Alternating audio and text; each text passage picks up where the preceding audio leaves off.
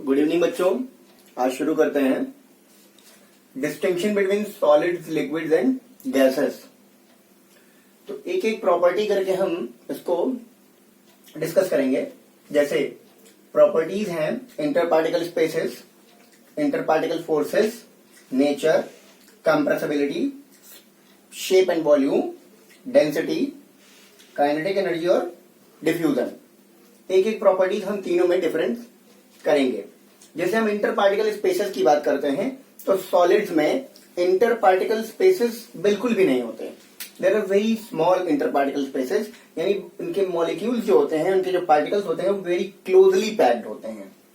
अगर हम कंपेयर करें लिक्विड्स में तो इनका comparatively large inter particle space होता है, यानी ये थोड़े से लूज पैक्ड होते हैं। और गैसेस की बात करें तो they are very very large, इनके बीच इंटर पार्टिकल स्पेसेस बहुत ज्यादा होता है, यानी ये बहुत ज्यादा लूजली पैक्ड होते हैं। अगर हम बात करें इंटर पार्टिकल फोर्सेस की तो बहुत ज्यादा क्लोज पैकिंग होने की वजह से inter particle spaces, inter particle forces बहुत ज्यादा होता है। लिक्विड्स में थोड़े कम होते हैं और गैसेस में बहुत ही कम होते हैं। अब हम बात करते हैं नेचर की, तो सॉलिड्स बहुत ही हार्ड होते हैं और रिजिड होते हैं। हार्ड यानी कि इनको दबाने से ये कंप्रेस नहीं होते हैं, दबते नहीं हैं, और रिजिड होते हैं। जबकि लिक्विड जो होते हैं वो फ्लूइड्स कैरेक्टरिस्टिक शो करते हैं, यानी फ्लूइड्स प्रॉपर्टी शो करते हैं, फ्लूइडिटी होती है उसमें। और गैसेस भी फ्लूइड होते हैं और हाईली फ्लूइड होते हैं। यानी फ्लूइड मतलब होता है जो बहने की कैपेसिटी रखे, यानी जो बह सकता हो।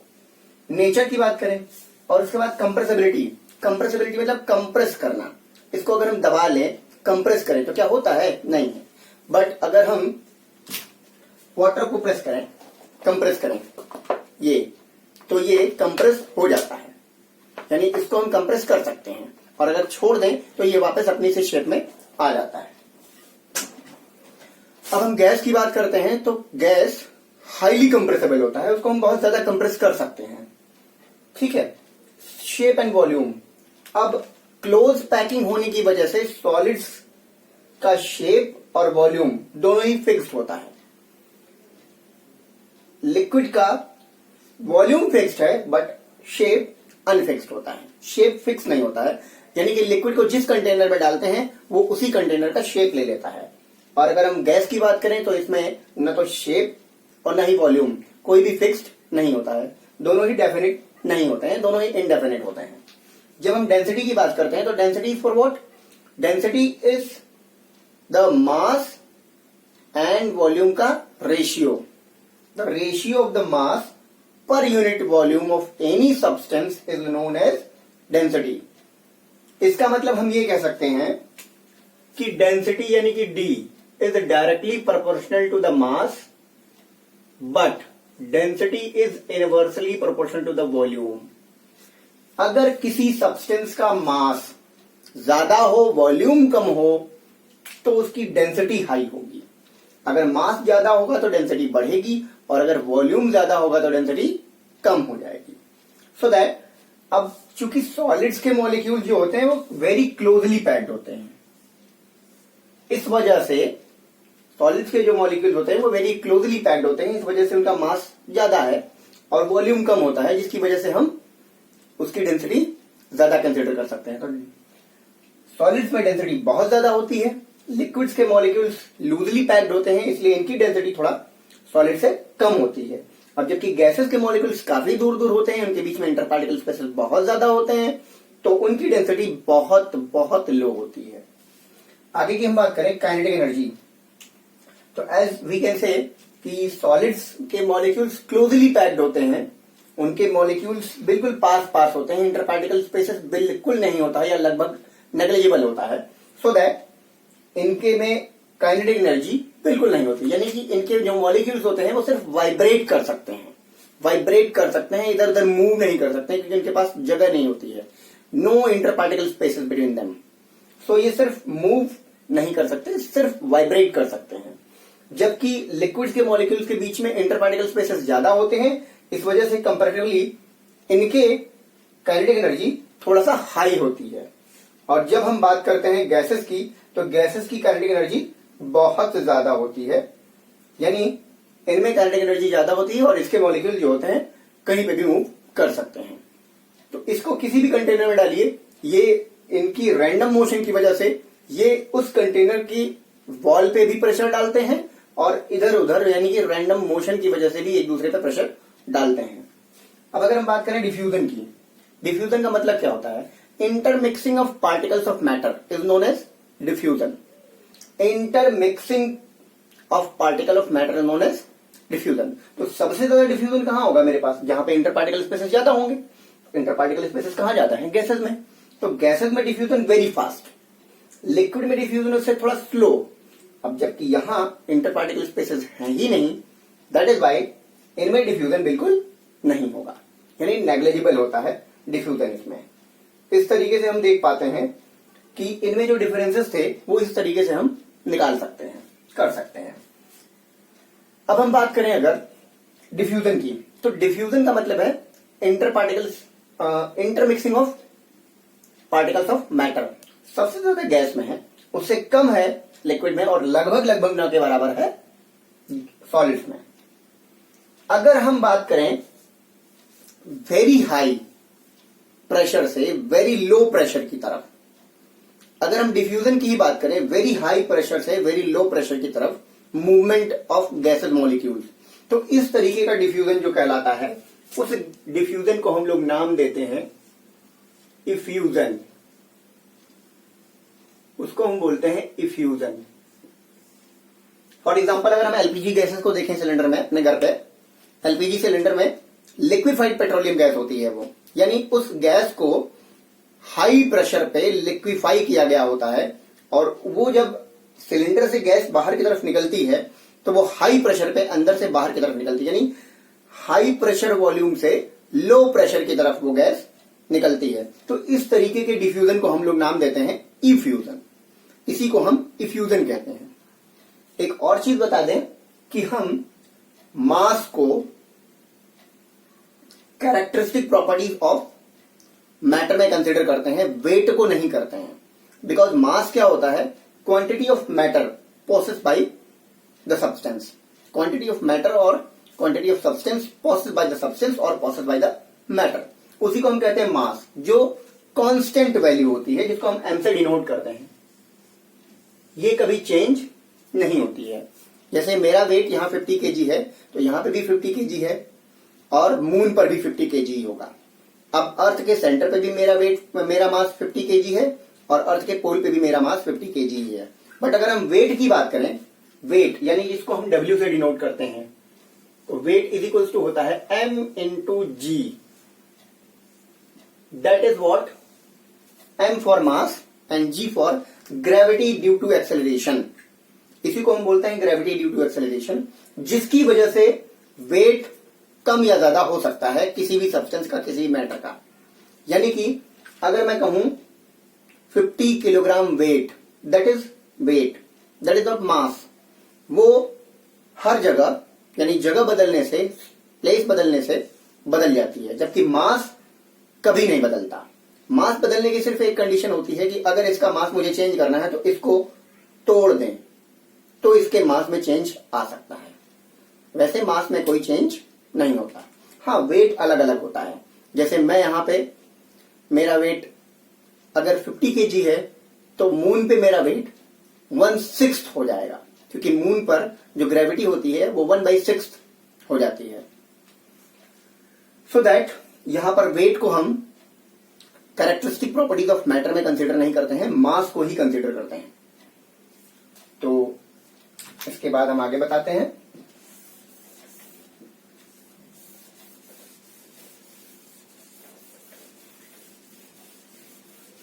Effect of change of pressure and effect of change of temperature.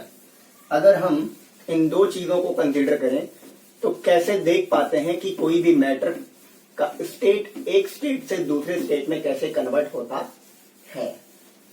For the example,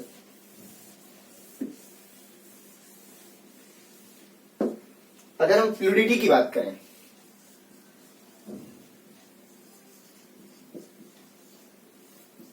अगर हम लिक्विड के फ्लूइडिटी की बात करें, तो एक बीकर में पानी यहां पे मैंने भर रखा है और दूसरे बीकर में पानी यहां मैंने भर रखा है।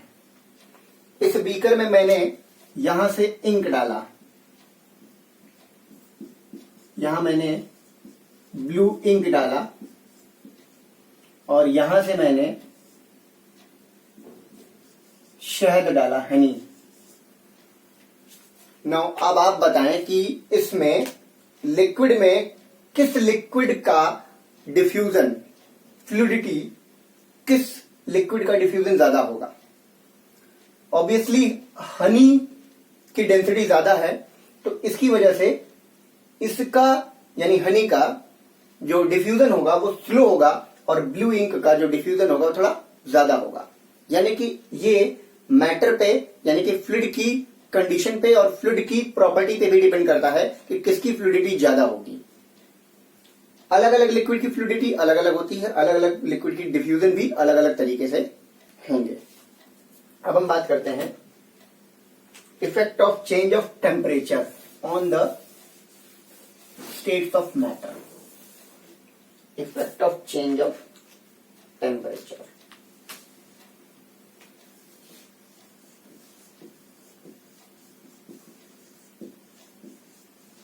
Effect of change of temperature.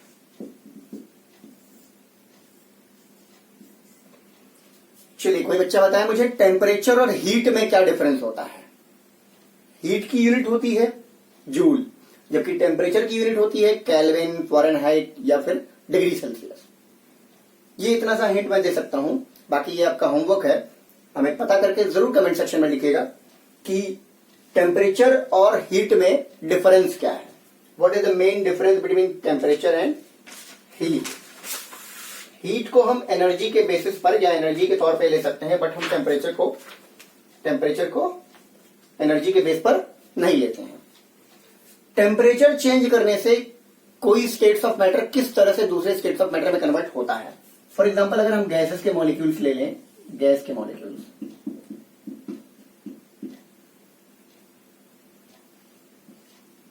ये देखिए बिल्कुल दूर दूर हैं गैसेस के molecules.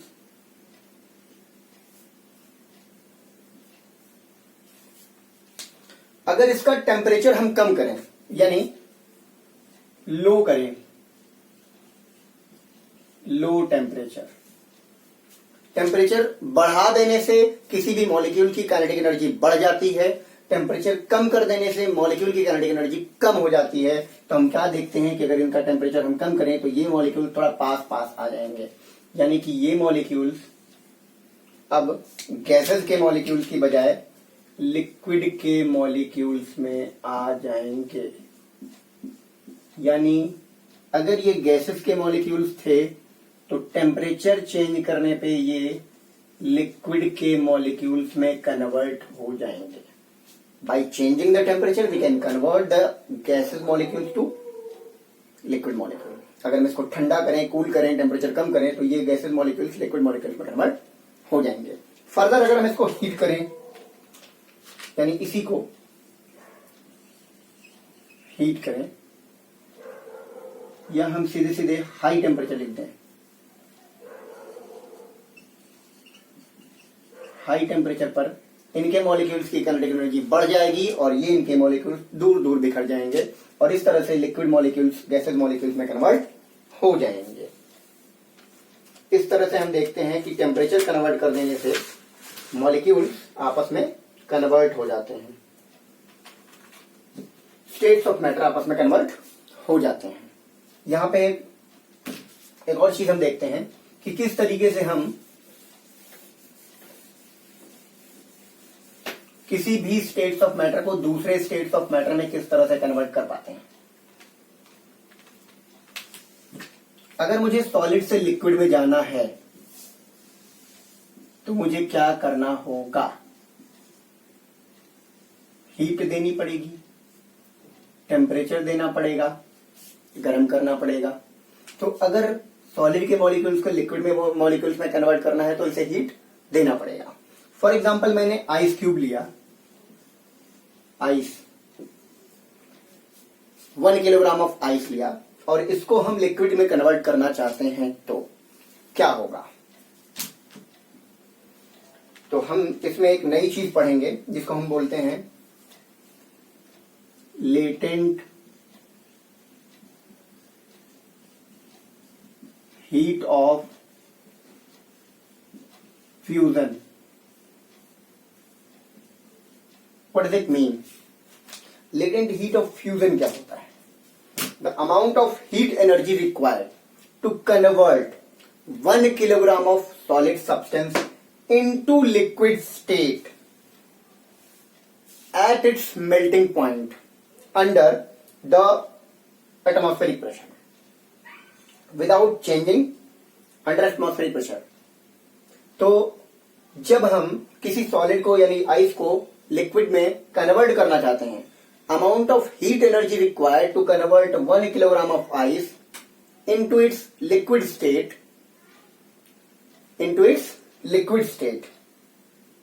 at its melting point under the atmospheric pressure। तो उस चीज को हम बोलते हैं latent heat of fusion. Actual में लेटेंट का मतलब होता है छिपी हुई हीट, जो उसकी छिपी हुई हीट है।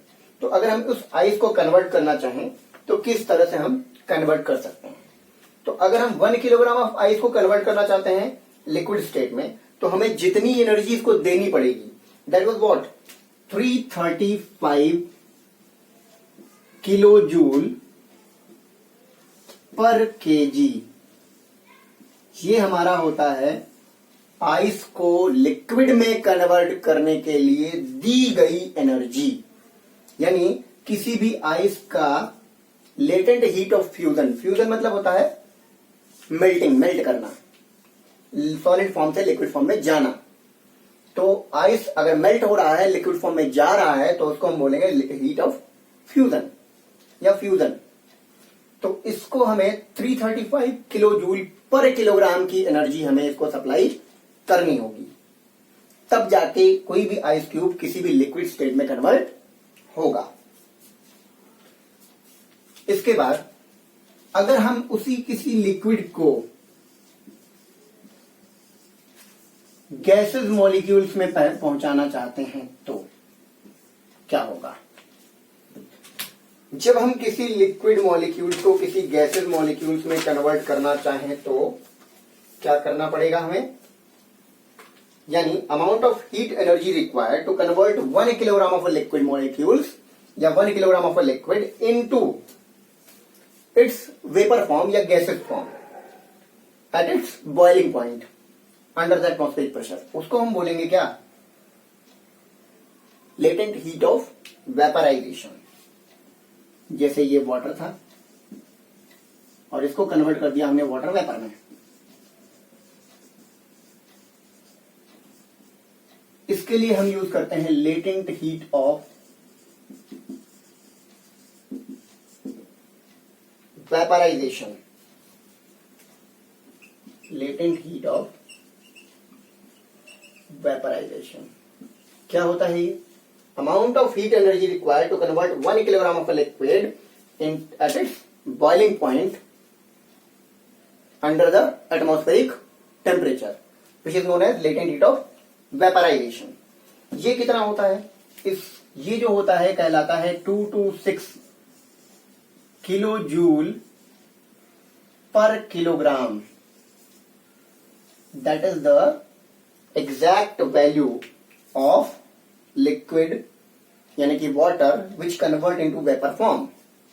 और जिस टेम्परेचर पे ये होता है उसको हम बोलते हैं 100 डिग्री सेंटीग्रेड, और ये जिस टेम्परेचर पे होता है उसको हम बोलते हैं 0 डिग्री सेंटीग्रेड।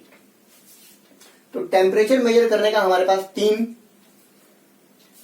मेजरेबल यूनिट्स होती हैं। टेम्परेचर को मेजर करने के लिए हमारे पास 3 यूनिट होती हैं। पहली एसआई यूनिट जिसको हम केल्विन कहते हैं, दूसरी डिग्री फ़ारेनहाइट जिसमें हम बुखार नापते हैं, और तीसरी डिग्री सेंटीग्रेड जो हम लोग लेबोरेटरी में भी यूज करते रहते हैं। This is the main fundamental temperature की यूनिट्स हो गई।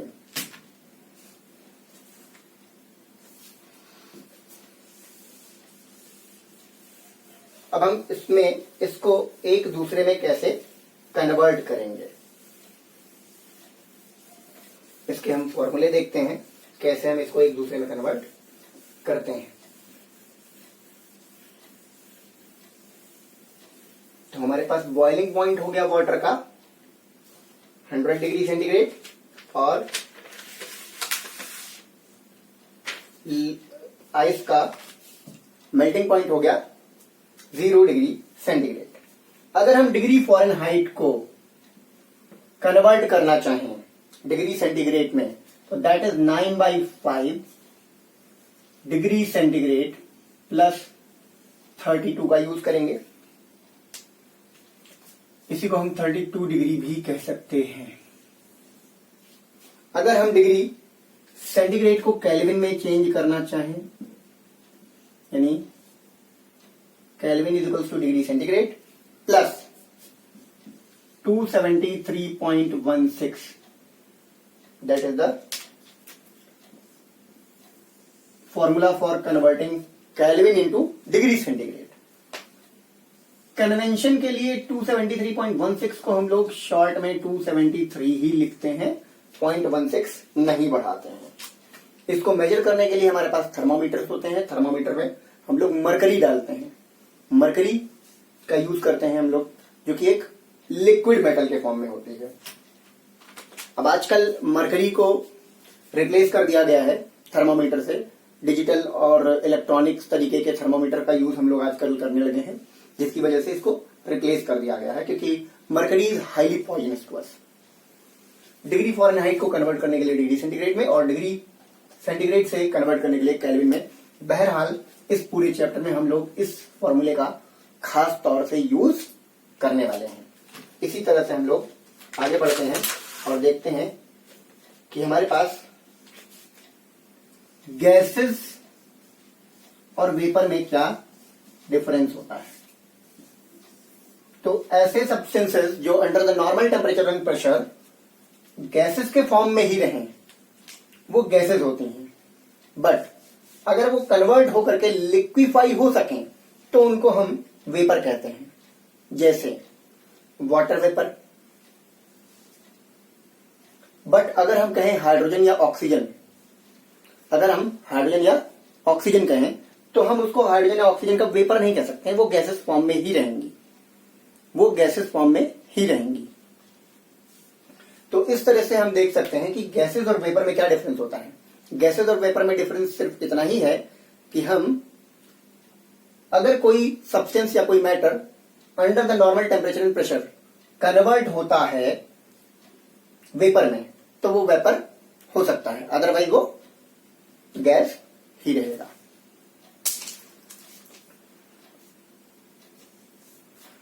तो गैस और वेपर में हम डिफरेंशिएट करेंगे। बस आज के लिए इतना ही।